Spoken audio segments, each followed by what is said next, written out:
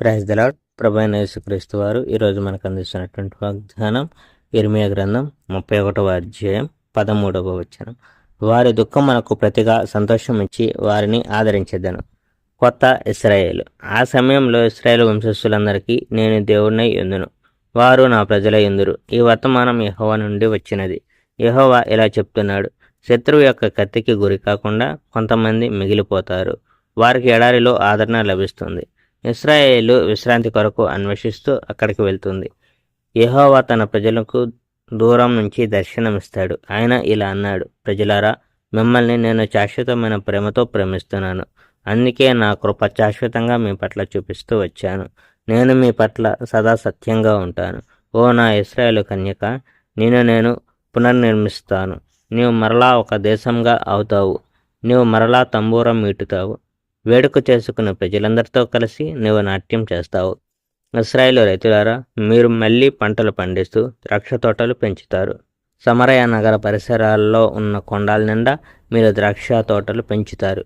ఆ ద్రాక్ష తోటల ఫలసాయాన్ని రైతులంతా అనుభవిస్తారు. కావలి వారు ఈ వర్తమానాన్ని చాటే సమయం వస్తుంది. రండి, మనమంతా సియోనుకి వెళ్ళి మన దేవుడైన యెహోవాను ఆరాధించుదాము. కొండల ప్రాంతమైన ఎఫ్రాయిములో కూడా కావలివారు ఆ వర్తమానాన్ని చాటి చెప్తారు. యెహోవా ఇలా చెప్తున్నాడు, సంతోషంగా ఉండండి, యాకోబు కొరకు పాటలు పాడండి. రాజ్యాలలోకెల్లా మీటి అయిన ఇశ్రాయేలు విషయంలో ఎలుగెత్తి చాటండి. మీ స్తుతి గీతాలు పాడండి. ఇలా చాటి చెప్పండి, యెహోవా తన ప్రజలను కాపాడినాడు. ఇశ్రాయేలు దేశంలో జీవంతో మిగిలిన వారిని యెహోవా రక్షించినాడు. ఉత్తరాన గల దేశం నుండి ఇశ్రాయేలీలను తీసుకొని వస్తానని తెలుసుకొనండి. భూమి మీద వివిధ దూర దేశాలలో చెదిరి ఉన్న ఇశ్రాయేలును నేను తిరిగి కూడదీస్తాను. వారిలో చాలామంది గుడ్డివారు, కుంటివారు అయ్యారు. కొందరు స్త్రీలు నిండి గర్భిణులై కనడానికి సిద్ధంగా ఉన్నారు. ఎంతోమంది ప్రజలు తిరిగి వస్తారు. వారు తిరిగి వచ్చే సమయంలో ఎంతగానో దుఃఖిస్తారు. కానీ నేను వారికి మార్గదర్శినై వారిని ఓదార్చుతాను. నేను వారిని ప్రవశించే సెలయళ్ళ పక్కన నడిపిస్తాను. వారు తూలిపోకుండా తిన్ననైన బాటపై వారిని నడిపిస్తాను. నేను ఆ విధంగా వారికి దయ చూపుతాను. కారణం ఏమంటే, నేను ఇశ్రాయేలీలకు తండ్రిని, మరియు ఎఫ్రాయిము నా ప్రథమ పుత్రుడు. ఓ రాజ్యములారా, యెహోవా యొక్క ఈ వర్తమానం వినండి. ఈ సందేశాన్ని దూర సముద్ర తీర వారసులందరికీ చెప్పండి. ఇశ్రాయేలు ప్రజలను చెల్లాచెదురు చేసిన ఆ సర్వోన్నతుడే తిరిగి వారందరిని ఒక చోటుకి కూడదీస్తాడు. గొర్రెల కాపరిలా తన మందను కాచి రక్షిస్తాడు. యెహోవా యాకోబును తిరిగి తీసుకుని వస్తాడు.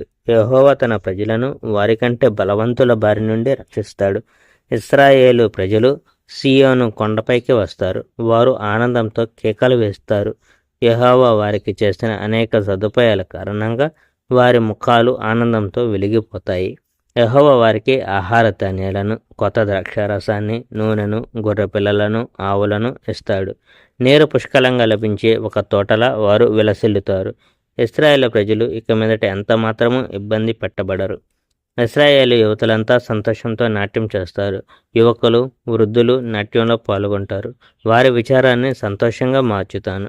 ఇశ్రాయేలు ప్రజలను ఓదార్చుతాను. వారి దుఃఖాన్ని ఆనందంగా మార్చుతాను. యాజకులకు సమృద్ధిగా ఆహారం దొరుకుతుంది. నేనిచ్చే పారితోషికాలతో నా ప్రజలు నిండిపోయి తృప్తి చెందుతారు. ఈ వర్తమానం యెహోవా నుండి వచ్చినది. యెహోవా ఇలా సెలవిస్తున్నాడు, రామాలో రోదన వినవచ్చింది. అది ఒక తీవ్రమైన రోదన, గొప్ప విషాదం. రాహేలు తన పిల్లలు హతులైన కారణంగా ఆమె ఓదార్పు పొందుటకు నిరాకరిస్తుంది. రాహేలు, ఈమె యాకోబు భార్య, కానీ బబులోనుతో యుద్ధంలో చనిపోయిన తమ భర్తల కుమారుల కొరకు విలపించే స్త్రీలందరూ అని పాఠాంతరం. Praise the Lord. May God bless our India.